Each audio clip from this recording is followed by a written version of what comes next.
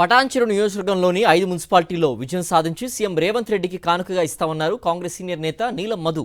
గత 2 ఏళ్ల కాలంలో కోట్లాది రూపాయల నిధులతో అభివృద్ధి కార్యక్రమాలు చేపట్టామని, అందుకే ధైర్యంగా ఓటర్ల దగ్గరకు వెళ్లి తమకు మద్దతు తెలపాలని కోరుతున్నామన్నారు.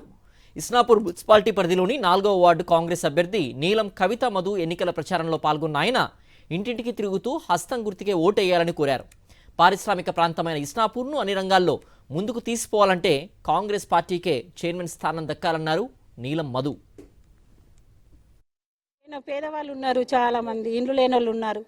వాళ్ళకు ఓన్గా అయినా సరే ప్లాట్ తీసుకొని జాగా తీసుకొని 80 గజాల జాగా 100 గజాల జాగాని ఇచ్చేసి 5 లక్షల ఇందిరమ్మ పథకం కింద చేసి వాళ్ళకు హెల్ప్ చేయగలుగుతారు. వాళ్ళు ఏమి చెప్తే అది చేస్తాము. ఇప్పుడైతే అభిమానానికి వచ్చి ఓటు వేపిస్తాము, గెలిపించినాక మేము అడిగింది నువ్వు చేయాలంటే నేను చేస్తాను, గెలిపించుకోండి అని.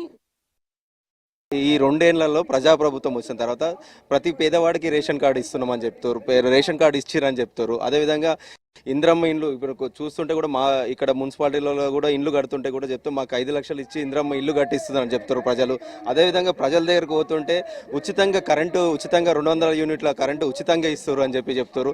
అంటే మా గురించి ఆలోచించే ప్రభుత్వం కాంగ్రెస్ ప్రభుత్వం. ఈ రాష్ట్రంలో కాంగ్రెస్ ప్రభుత్వం అధికారంలో ఉంది.